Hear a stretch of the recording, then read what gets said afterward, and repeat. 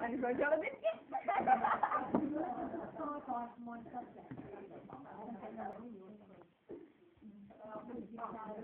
Rồi rồi.